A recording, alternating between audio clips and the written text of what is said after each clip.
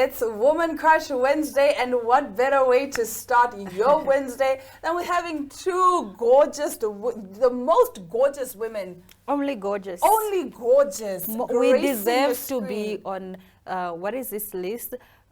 Top beautiful women in the world. There's a list beautiful of women in the world. Yeah, like, cover girl even. Cover girls. Yep. Like I mean, what better way to start your Wednesday than having two of the most energetic, most lovely, bubbly personalities on your screen. Hi, and welcome to yet another exciting edition of Smell the Coffee with me, your host, Diana Master, alongside the gorgeous Aina Riza Quayle, who's imaginary doing hair flips. Love it.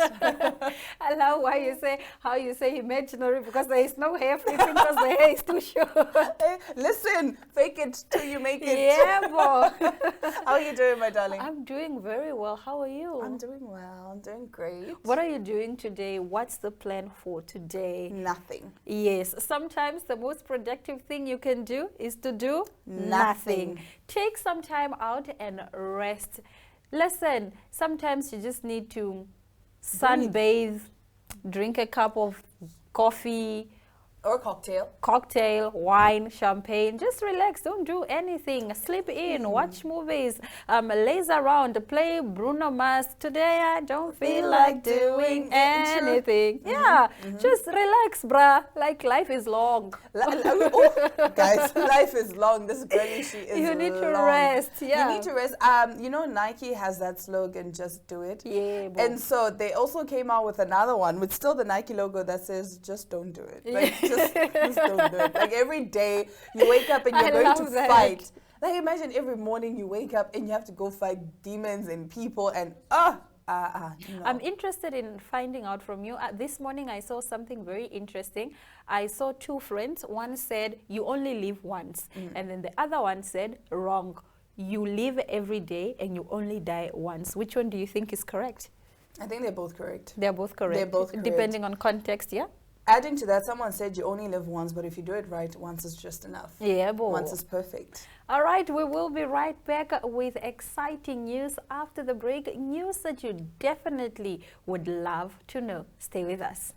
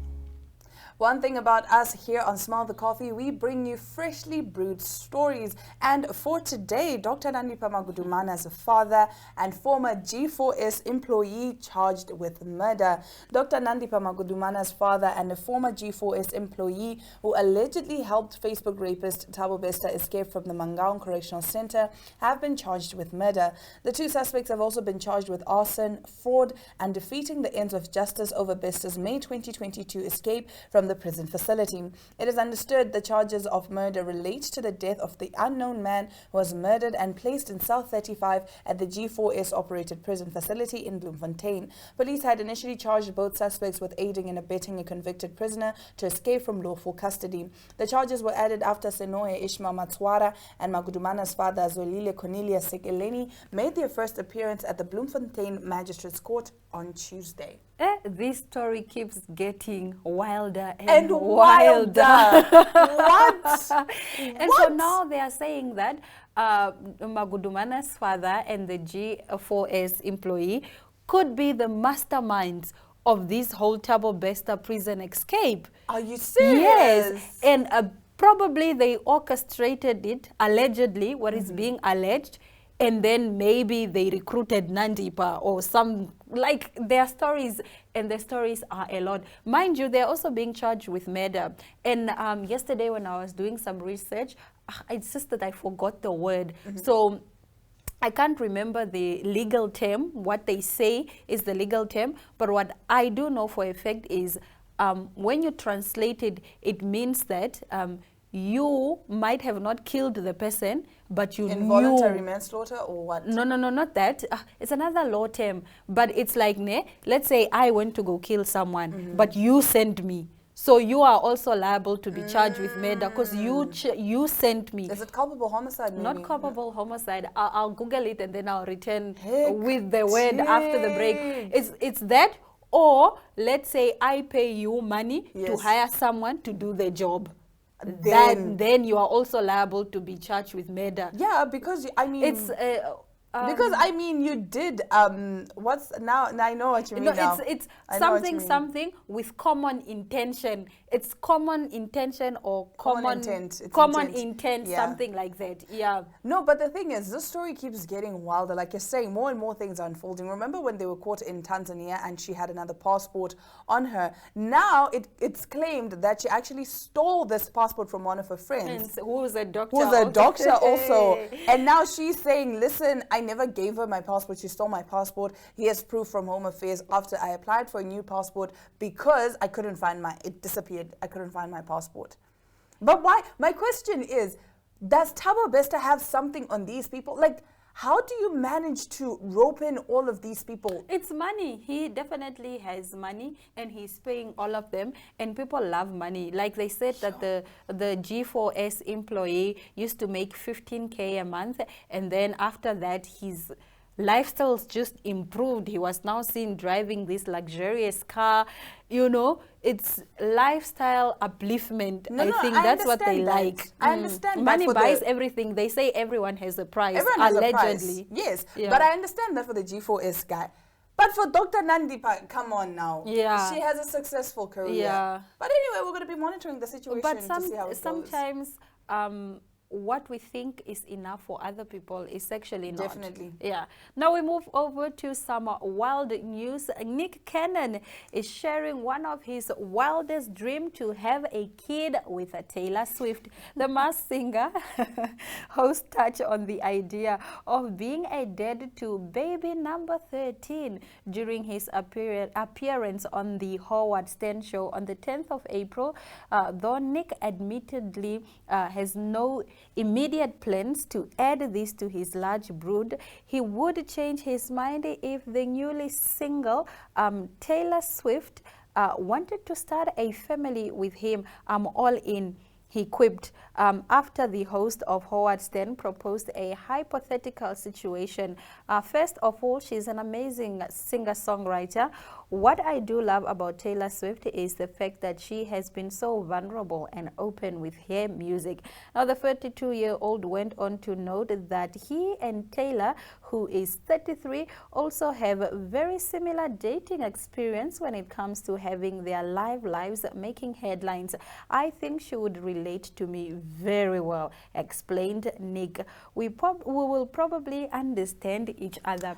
Now, no, we don't have the same dating experiences, sir. You have 13 No, kids. He has 12 children. He plans on making Taylor's the 13. Yeah, how about that's wild. I think that's like wild utterance of, like, why do you just go and say that? That is wild. Not even. I feel Nick Cannon, I feel there's some toxic traits in him, because why are you leaving kids everywhere you go? Why are you leaving evidence of your relationships? I mean, with Taylor, we have songs as evidence. She's like, okay, listen, Harry broke my heart. I'm going to sing a song. This person broke my heart. Nick is like, I'm going to leave kids.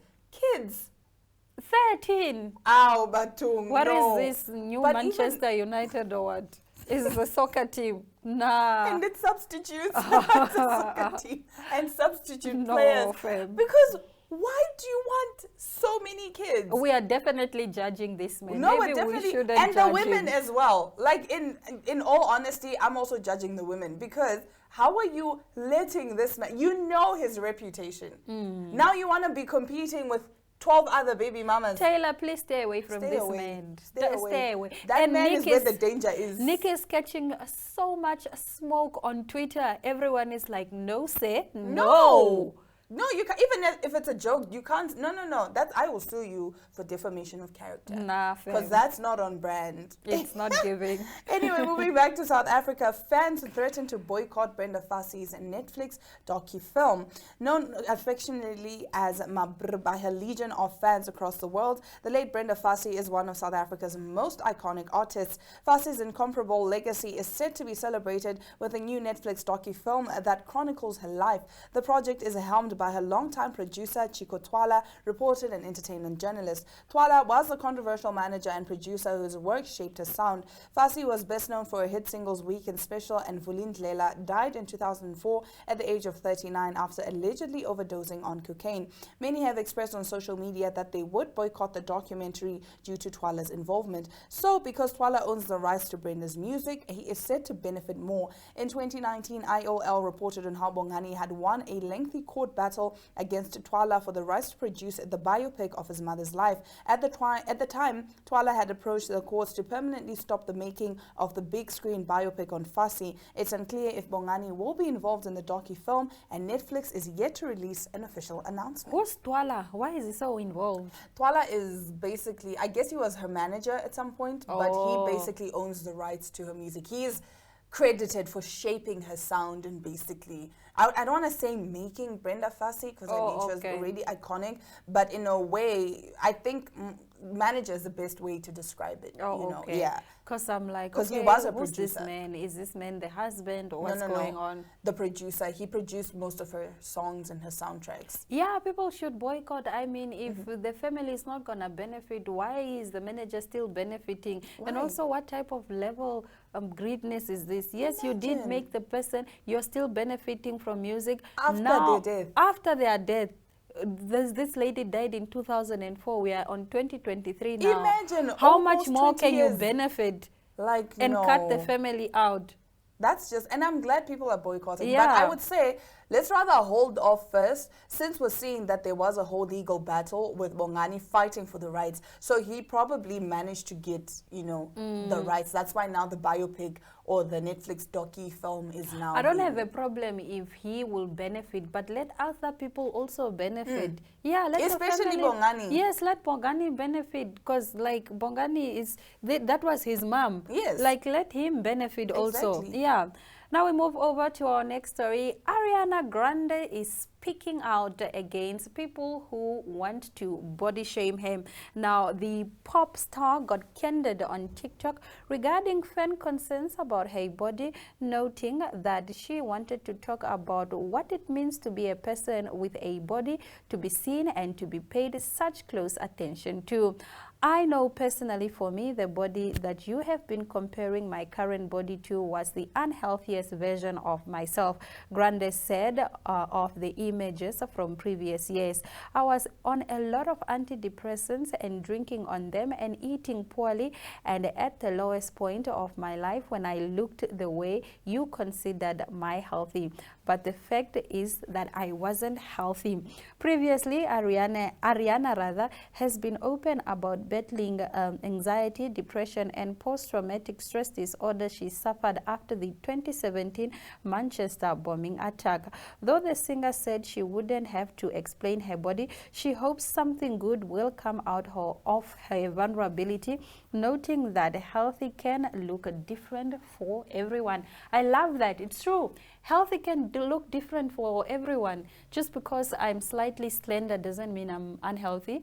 No, I get that. But then you have to remember we're living in a time where even if you are born, like we all know, this is your body type. You were born like this. Even if you tried to gain weight, you physically can't gain weight. But the problem is we live in a generation where the people have been fat shamed for so long. Yeah. And then now we see the Kardashians who can change their body whenever they feel like it, because now when being it's no skinny longer is in. trending. When it's no longer trending. So now because being skinny is in, Everyone is skinny. So in a way, it kind of seems as though Ariana is also now following that being skinny is back in trend. When in all honesty, she's just being healthy. Yeah. Being a celebrity is so hard. Being Everything a celebrity is uncalled for. It's so uncalled for. Everything that you do, you gain the slightest bit of weight, it's bad. Yeah. You lose weight, it's bad. You change your hair color, it's bad. What do you want from me? Like, no, honestly. But you know what? As long as she's happy and she's healthy, it's fine. Yeah.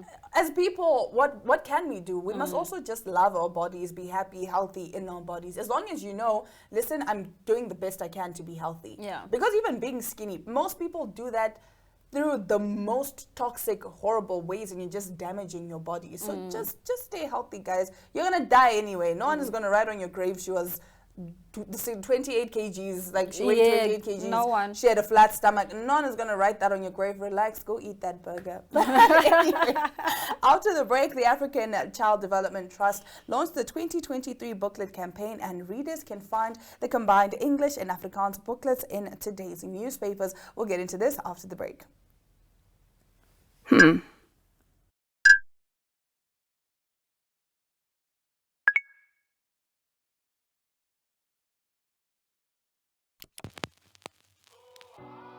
E-ticket, your online ticket solution for events and event marketing, bringing you ease of mind and making sure that your event gets out there.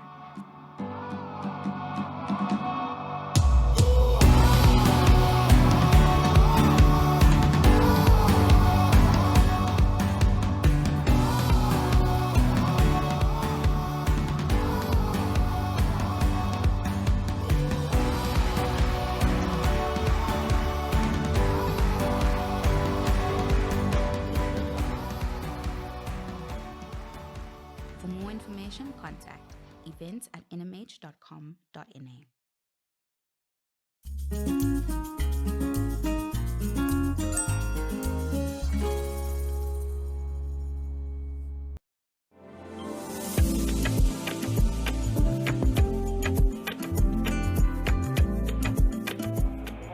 We're extremely excited to announce the relaunch of our 2023 education project with the African Child Development Trust. We will be distributing with our newspapers with the Namibian Sun and River Bikane. There will be free inserts in most of our newspapers. Please look out for them. There will be books for pre-primary school children and children in ECDs. So please go get your newspapers for this year's books. The African Child Development Trust helps you to learn. Im gesamten Namibia helfen sie und machen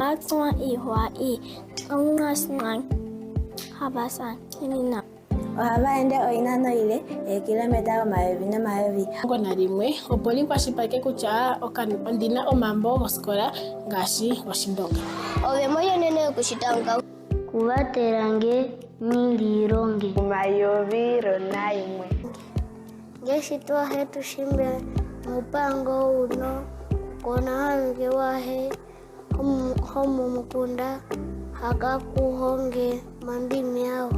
Songchorus Mirden. Let's take education to the regions. Let's build a brighter future for Namibia. We are extremely grateful for our sponsorships for the 2023 education project. For this year so far, we have on board Capricorn Foundation, First Round Foundation from FNB, as well as Powerline Africa in collaboration with the Ministry of Education. We're extremely grateful for all of these sponsors coming on board with this project. They're helping us reach children across the country in ECD centers and pre-primary schools to ensure they receive quality educational materials throughout this year. We look forward to more partners coming on board in the future. My name is Megan Bako, and I'm one of the trustees of African Child Development Trust. The trust was created to assist with education in this country. We believe it's very important to build a strong foundation so that we have lesser pieces to put together at the later stage.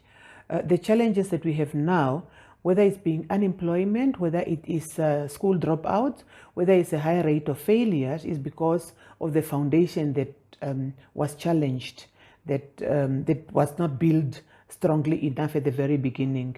That's why we need more friends in education, more private sectors to really hold hands and assist the government, because government alone cannot succeed in addressing the education needs in our country. So I'm therefore inviting everybody, all the private sectors, individuals, to come on board and really partner with ACDT in making sure that we address the education, especially at the ground level. It was a project. Now, this project came up as emergency response to COVID. When children were left at home, being unattended, not having any work to do, NMH came on board, of course, with the Ministry of Education.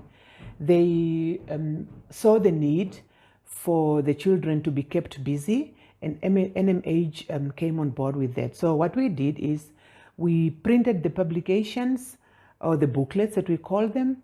And as you know, we are in the business of distributing newspapers across the country. We travel 11,000 kilometers on a daily basis. It was very easy for us to access all the corners of this country. So what we did is we have distributed. The teachers will come to the schools, receive the booklets, and the parents will then come and get the work for the learners for a week. And they could only get the work for the second week once the previous week's work is submitted and returned back to the school. So it was really a private partnership, public-private partnership, and it really had everybody involved, from the parents to the learner themselves, to the directors of education, to in the regions, to the inspectors of various sectors, circuits that we have.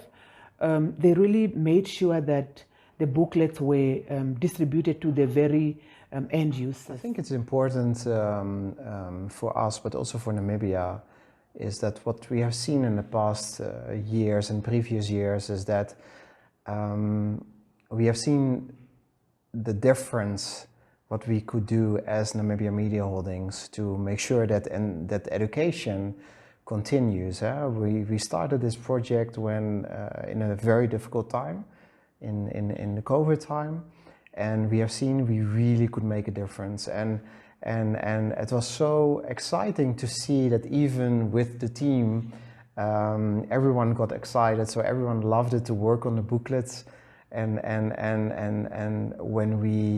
when we handed out the booklets and we saw the smiles on the faces of the kids, that was just amazing. It's a very not a difficult process, but it's a process where we need to make sure that we follow each and every step very detailed. We need to make sure that the teachers giving us the material, that it's proofread. We need to make sure that everything what we design, we do it accordingly, that all the kids can understand. So we need to have a look at the fonts. We need to make sure that the fonts are very clear, readable, and especially when we are looking into multiple languages, we need to make sure that it's for everyone visible, understandable, easy to follow, and that is a fun part also for the designers. I mean, normally we make advertisements, we make videos, we make the newspapers, we do the design for that, for magazines, and this was such a different project for us, and like I said, it made us very excited to work on a project like this.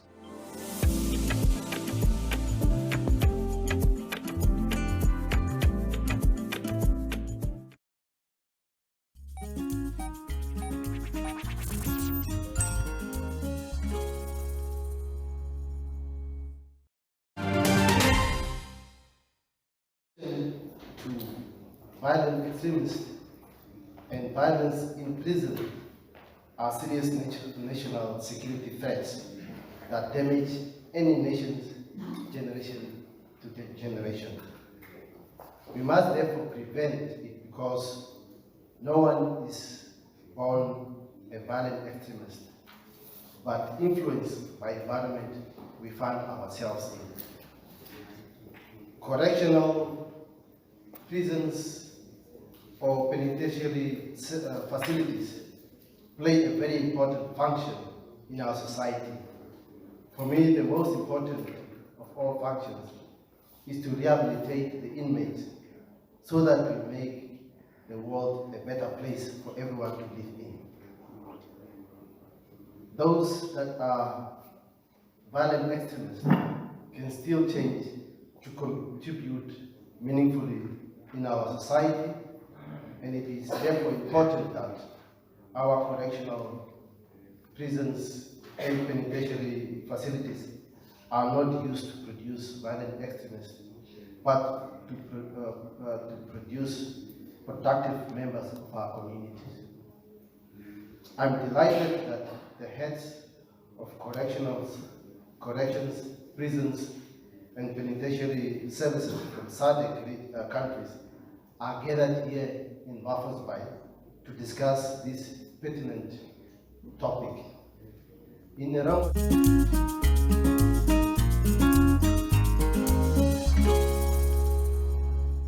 You know what they say, all good things must come to an end. So that is it for today's show. Until tomorrow, it's all our love, all our light, and adios.